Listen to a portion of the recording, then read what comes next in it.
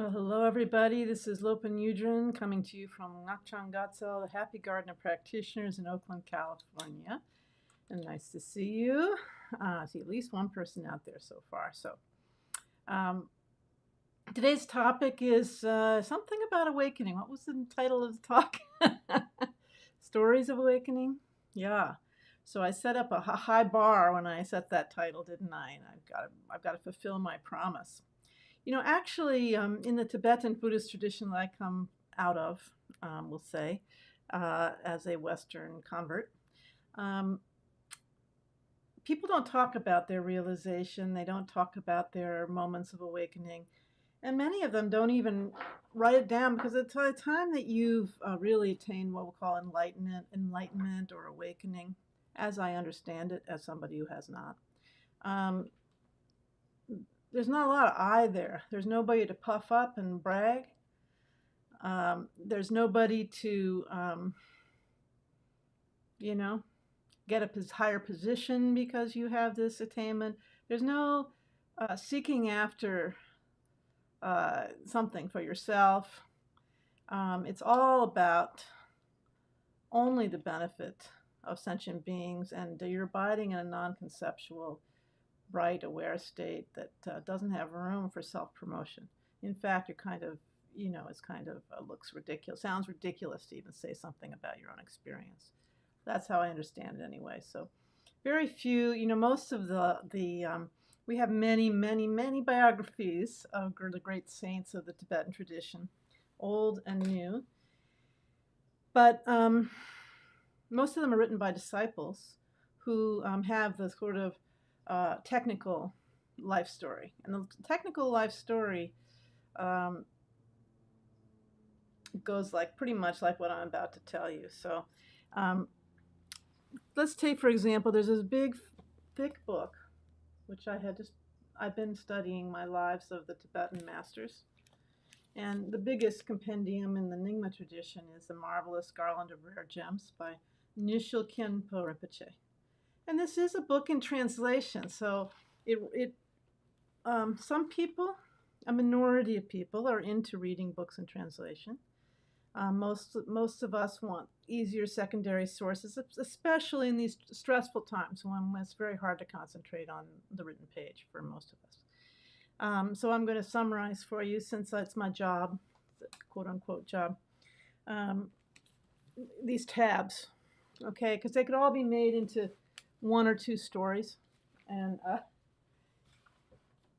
respectfully, Nishil Khenpo Rinpoche kept the actual moment of awakening in the stories of those great masters very brief. He just said, yep, and then they did this and this happened, and on to the next, and then they taught, So generally what I've been reading, I tend to focus on the more recent 20th century, late 19th century at the latest. I mean, I read all of them. I just love these stories. They're all inspiring, but I like the ones that are closer to our time and on forward into our present day.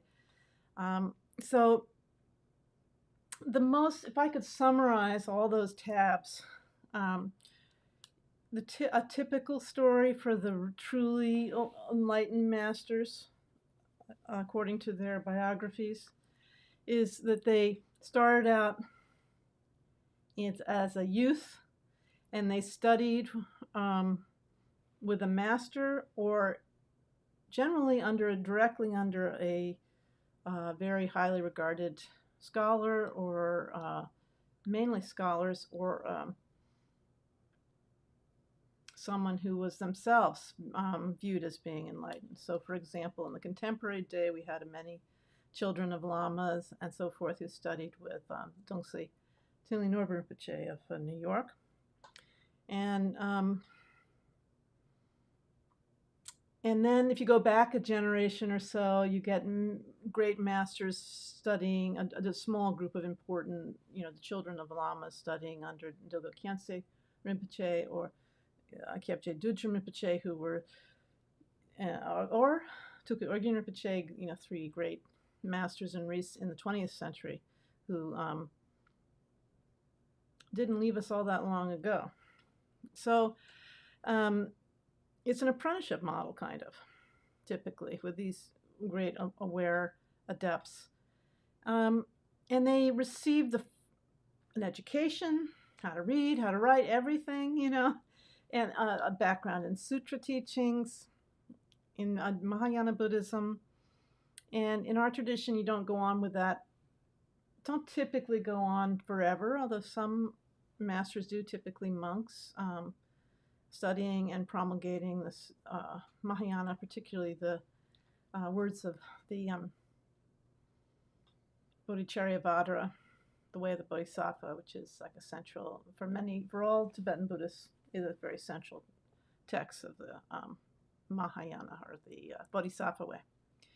So they study all that. In the meantime, they're accumulating, repeating practices very diligently.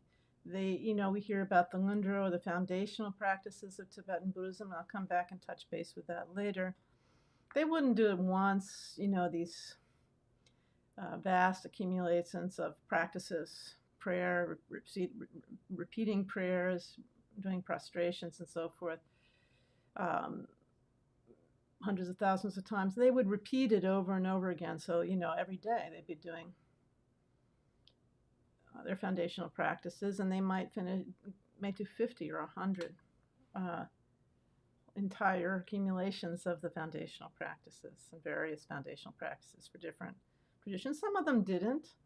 I think there's one famous contemporary master who only did half of his Ngondro, and whatever, his lama must have not found it was really important for him. It was more important for him to practice other things. But what I'm saying is these were very, very diligent youth. And through their diligence, they showed they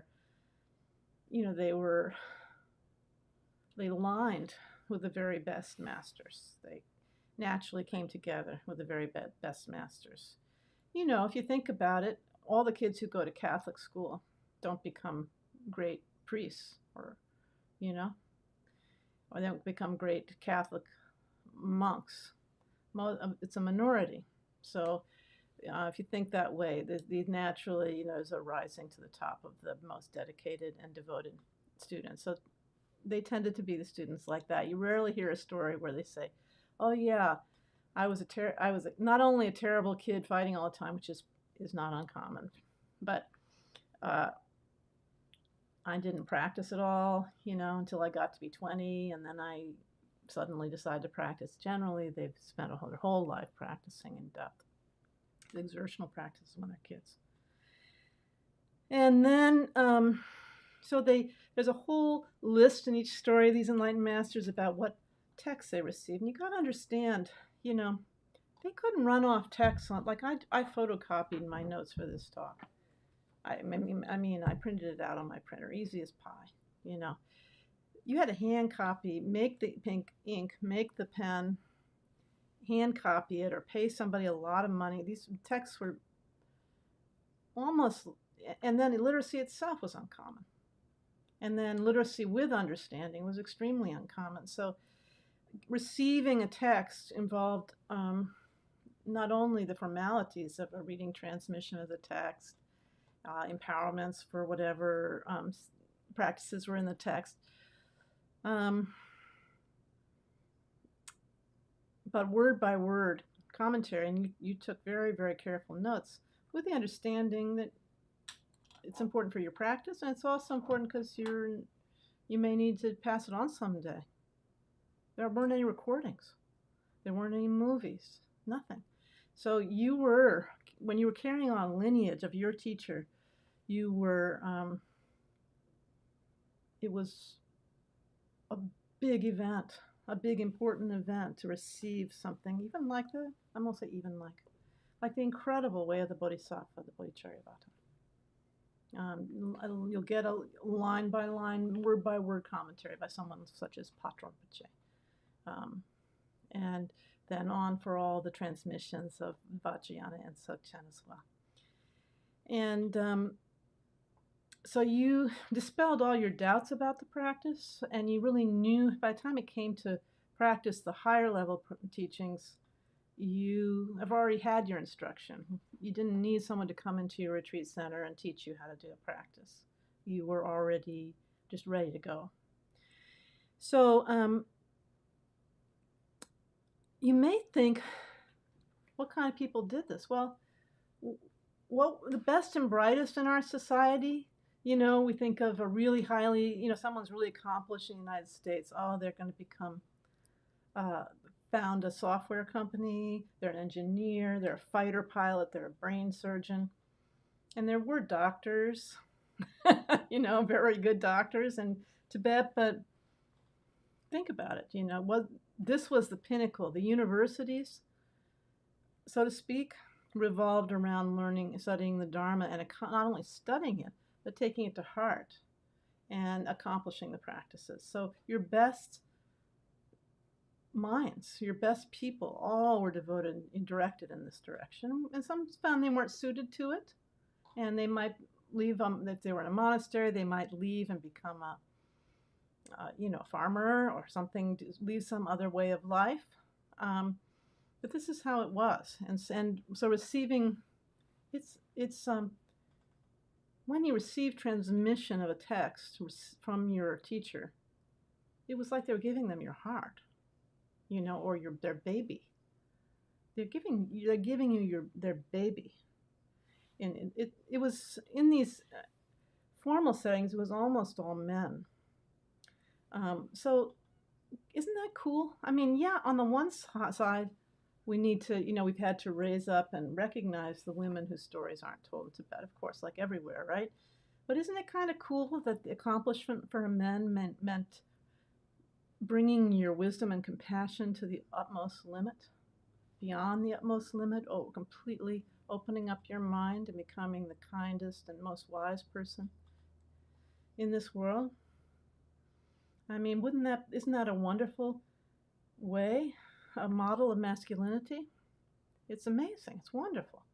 So this is the way it went. Sometimes in a monastery, sometimes outside a monastery. Our fighter pilots were Ngakpa's great non-monastic practitioners, or more commonly, monks. And women, they had a kind of different model. The two main women you think of the 20th century in Tibet, in the Nyingma tradition, who are kind of role models for us in some way, are Shuksep Lochen, who was a master of many Longchen Nyingtig related traditions. I think she did some Kagi practices as well. And Sarah Kondro. And Shuksep Lochen, she may not have been a nun for her whole life, but she was a nun for a significant part of her life. She had nunly ways. And then there was Sarah Kondro, who was very non-monastic, and eventually came together in a very fertile relationship with she was an enlightened master with a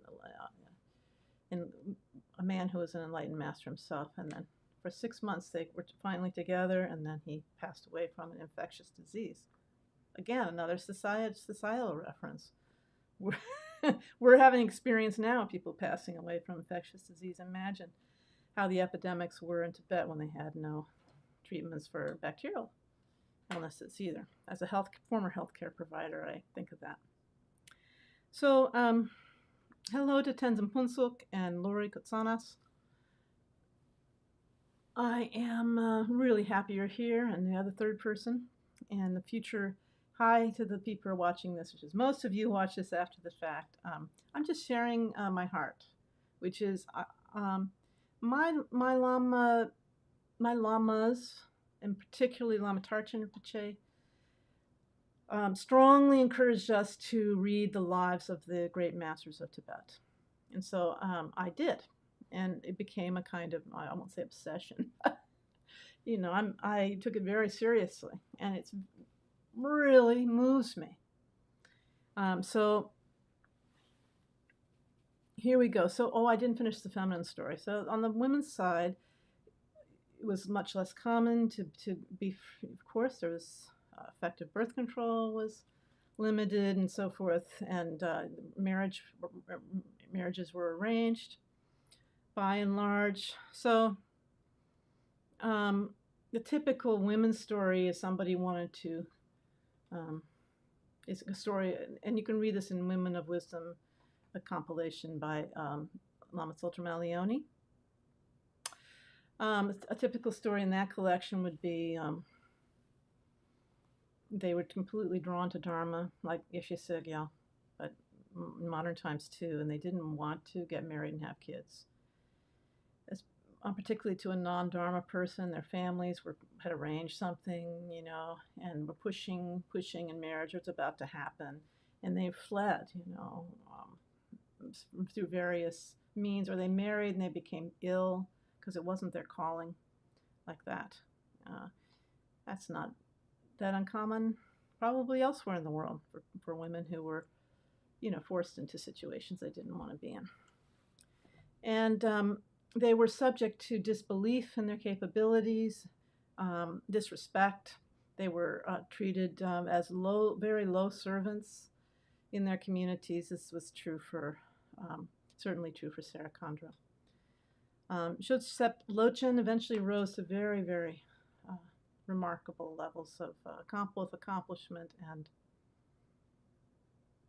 with many teachers. And Lama Pema Dorje's father met her I presume, in the 50s in Tibet, where at that point she was pretty much in retreat, but she'd come to her window once a day and give some kind of blessing and empowerment, short, to open like the Pope coming out in his veranda, but this is a little shack, and give empowerment. People would be waiting outside in big crowds because she was so highly regarded. So, but Sarakandra during her life was never really 100% accepted by society. It was after the fact that she's become one of our heroes. So, but each woman has her own story, obviously, and we can focus on those sometime. So different kind of story, right? And not so much an academic story, more of a practice story for women.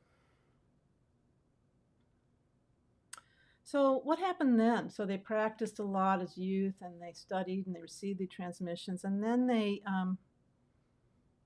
often would do in the middle years of their life. In middle years for a Tibetan person, often was common to die at 62 or younger, my age. During the middle period, I guess it would be 30s, 40s, you do some retreat and do a lot of self-visualization as deity, and it's called Maha Yoga practice, a lot of, practicing as though you are Tara, into embodying Guru Rinpoche, embodying Yeshe Sogyo, Vajrakalaya, and so forth. Reciting many mantras, and staying in retreat and doing those intermittently or all at once. And then oftentimes there'd be an experience they call Tokpa, or realizations translated as. Tokpa, in the Nyingma tradition, it kind of has here's a distinguishment that's made. Nyams and Tokpa. Nyams are meditation experiences that are fleeting, but they can feel like Tokpa, actual realization. And the difference is, so oftentimes a nyam would trigger some realization, but more often nyams or experiences just come and go. So doing these kind of deity practices, or the subsequent completion stage practices, where you work with your winds and energy, they'd have, see more purely, see around them, visions of the deity they're practicing, and become very psychic, for example.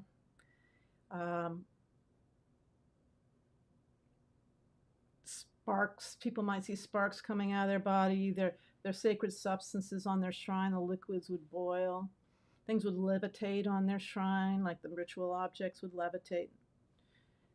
Wouldn't you love to be a fly on the wall for that? And doing years of that. And then, they serve their lama until their lama passes. And then they would go, the really great ones would then do a 9 to 12 year retreat after that. Right? They'd square away their responsibilities if they can. Tukul Urgyen, who was a 20th century important figure in Nepal, he had all his horses located, stacked, piled up with stuff, ready to go, his supplies forever, and he was going to go off and spend the rest of his life in retreat in the mountains. He sent his sons off to a good place to get a good education with Karmapa, and then one load of horses had taken off, and the others were being loaded up, and he got word from someone important that he couldn't go because there was a big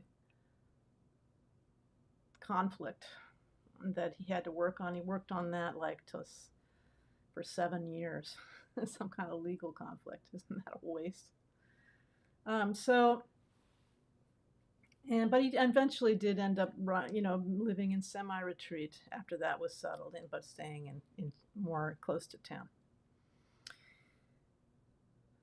Where am I? So, Nyams and Tokpa. So, Nyams experiences a blissful experience, a clarity experience where you can see through walls, you know who's going to visit you in your retreat, this kind of thing. And then long periods without any thoughts at all. It's a very exalted state of no thoughts, not just being stupid and dull and blah, but a bright, clear state of no thought. These are the kind of categories for these Nyams, and they're not bad, but they're not. People like to tell the stories, like in this book. Yeshua Ken will tell the story about the Nyams, or meditation experiences of great teachers, because they're interesting, right? It's like, what do we have? I don't know what we have comparable in our society, but it's very interesting. Way more than People magazine. We don't even have any comparable thing in our society. Maybe, well, I don't want to compare it to other religions. Can you think of any comparables? You can put it in the comment box if you want. But the point is not these Nyams. But sometimes it can kind of trigger from reading all these stories, where it pops you over and moves into being Tokpa realization. Tokpa. And realization, I ask, in our tradition, it kind of all of enlightenment, from all the levels of enlightenment are kind of encompassed in the word realization. I asked a great scholar, contemporary scholar, how the Nyingma tradition, what it means when they use the word Tokpa. He said he thought roughly, technically not, but roughly equivalent to the first Bodhisattva Bhumi, which is the realization of the actual nature of things, the empty nature, a breakthrough experience that never changes. From then on in your experience, you always are in touch with the not believing appearances, but seeing that they're empty. Not on an intellectual level or like remembering level, but they're really in that experience. You can tune into that at any time. That's, as I understand it, what that Tokpa means. And so this can occur through any practice. Typically, I see the stories are like about deity practices, interestingly, and sometimes about the completion stage practices. So Tantra, in other words. Then, after that, they go off and meditate. Why? Because they're not all the way to complete Buddhahood. They're at somewhere on the percentage of enlightened. They've gotten over the main hump, which is often characterized as number 1 on a 1 to 10 scale, or maybe number 1 on a 1 to 16 scale, like percentages. So this breakthrough experience, which turns into actual realization, is the first Bodhisattva Bhumi, or a breakthrough into a level of enlightenment. And this needs to grow and grow. And in our tradition, people tend to practice Dzogchen after that point. I'm not a Dzogchen teacher, so please it's a little bit difficult for me to talk about these things, but there's no way to talk about what happens to these amazing beings without talking a little bit about Dzogchen. We'll do a little approximate practice at the end based on a song of Shabkar. So let me share with you memories of lost and hidden lands. I actually met this Lama before he passed into parinirvana. The life story of Garjek, I'm going to make it focus, life story of Garjek Kamtrul Rinpoche, who had a center near in Dharamsala. But I met him over here in Seattle and Vancouver, Seattle.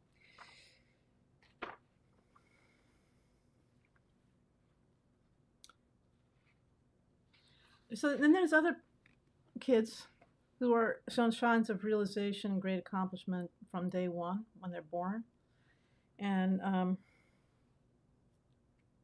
or they're discovering treasures, which is a state that for enlightened people, that enlightened people do, something enlightened people do. He says when he turned 4 in 1931, they went to a place where a previous treasure revealer had removed a terma from rock, leaving a small hole in the shape of a gibbous moon at the base of the rock. As I drew near it, he says, I heard the sound, the drone of conches, horns, drums, cymbals, and bells coming from the hole. As I moved toward the sound, a vision of the Buddha appeared directly in my line of vision. The sight of the Supreme Teacher, looking about 8 years old with an exquisite golden complexion, aroused immeasurable sadness in me. Immersed in this state of lament, I looked up from the terma catch and saw, in the midst of a vast and spacious expanse, a resplendent palace, magnificently arrayed in excellent ornaments and decorations beyond reckoning. Inside the fragrant mansion, 100 lamas and monks chanted rousing prayers to the accompaniment of drums and music. In a circle around them, several 16-year-old boys and girls clad in silk garments and precious jewelry of many kinds carried silken chevrons, victory banners, pendants, parasols, whisks, tasseled pillar banner, censers, bundles of incense, and so on. As they each played their instrument, they sang the Vajraguru mantra and danced different dances. I watched as they circumambulated the Sangha until they vanished into the expanse of space, and I remembered a previous life in which I was fortunate to have experienced something similar with the great Master Padmasambhava when he was turning the wheel of the secret mantra in the glorious monastery of Samye in the 8th century. So he was 4 years old when that happened. It just went on from there. I really recommend this book because he just passed away a couple years ago. And he's just, he became a big helper to the Dalai Lama in Dharamsala. And so he had like ordinary aspects to his life, especially once he came out into exile in India. And so he's very relatable. And I had the good fortune, I went to and received an empowerment from him. He's really just sweet, light, loving. I don't know how to put it, like, not literally translucent. I'm not somebody who can see things like that, but like a feeling of translucence about him, just total lightness. He was really amazing. And then because he studied with someone in my lineage, from the Longchen Nyingti lineage I received from a Tibetan Lama who lives in Tibet. I went up and asked him about this person. And he started teaching like he was dictating he just in one stream, and he talked for half an hour, just for me.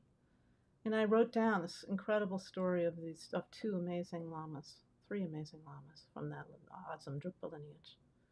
So if you ever want to hear that, I don't know. Will I share it here on YouTube? I don't know. All right. So then people who get advanced in Dzogchen, they don't have ordinary thoughts and dreams anymore. Their mind becomes like, sleeping isn't that different than waking. It's expansive and light and bright and clear. And they may even see just a different kind of rainbow-like Buddhas around them, pure lands that the Buddhas live in, little rays and spheres and so forth. And they can perform miracles if you know, it's hard for me to say that on YouTube, but they people may see things like them emanating lights, sparks coming out from them, incredible psychic abilities and so forth. These are the truly great, you know. Most lamas don't. What's the difference between what's the difference, taking out the picture for the moment, the children who are, you know, are just self-arisen Buddhas from past lives or emanations of the realization of a past master. You set that aside, most of these people, how they're distinguished is in their diligence and their faith and devotion to their teacher, and that they stayed in retreat for year after year after year.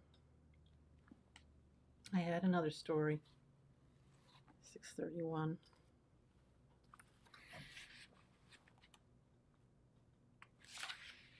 I had a story about Bomta Kempo. So this is Blazing Splendor. This is an easy read. It's thick, but if you're feeling like short attention span, it's not as focused on lists of texts received and so forth, which are very important, but not so important to us who aren't going to be great Rinpoches.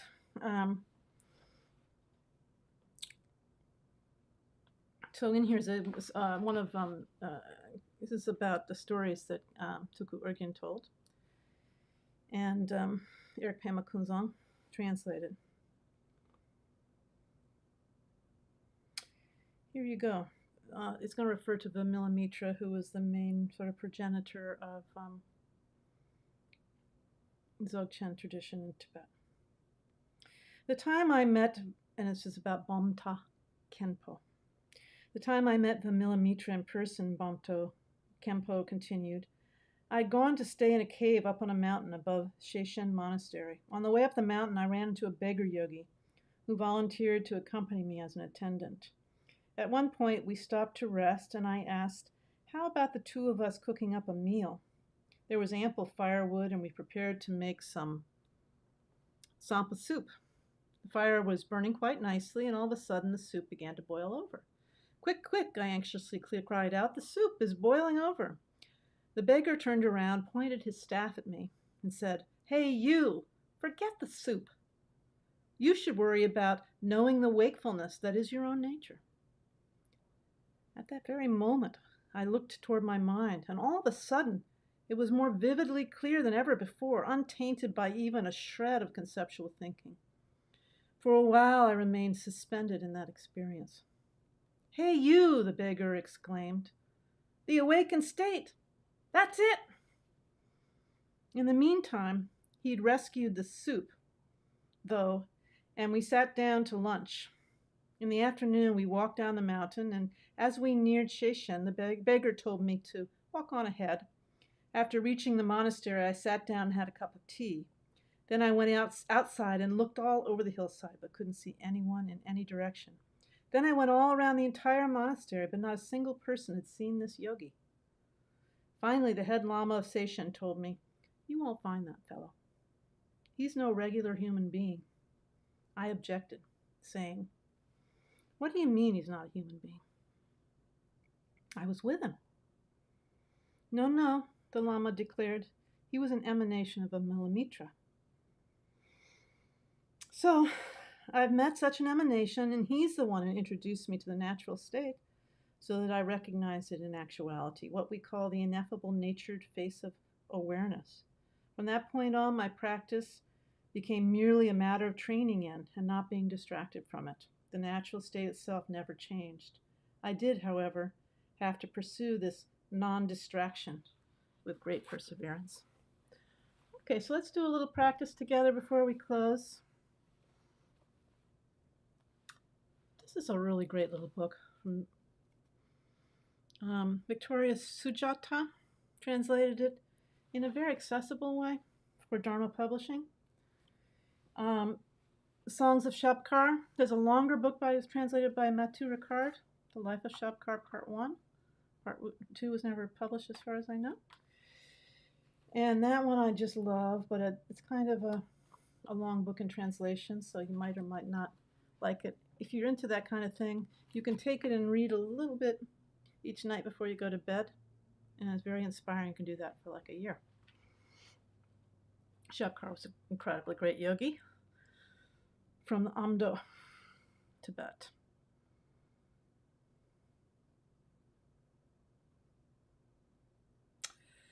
So here's Shabkar's instructions to us. Following the examples of the lords of former times, Milarepa, Khaldan Gyatso, and others, I, son of the Lord Chogyal, am singing a little song.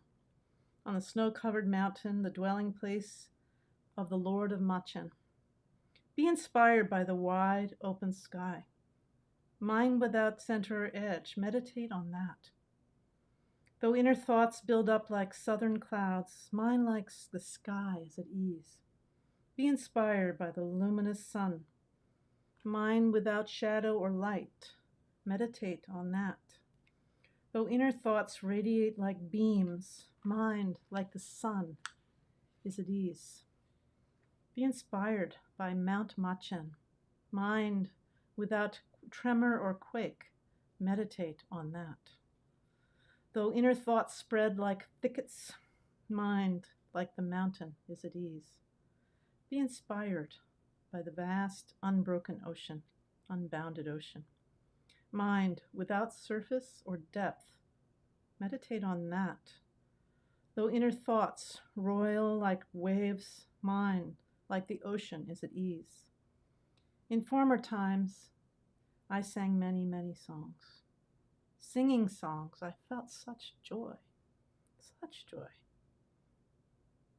Also, I sung this song clearly, clearly.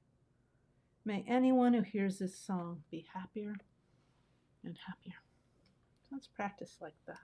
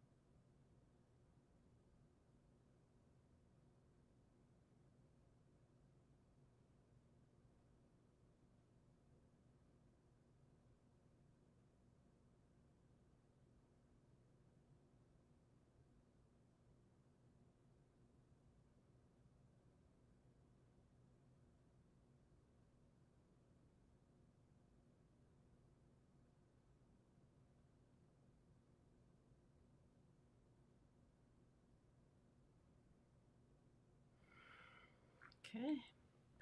By this merit may all obtain omniscience, may it defeat the enemy wrongdoing. From the stormy waves of birth, old age, sickness, and death, from the ocean of samsara, may I free all beings. All right, guys, I'll see you next week. Have a good one. Bye-bye.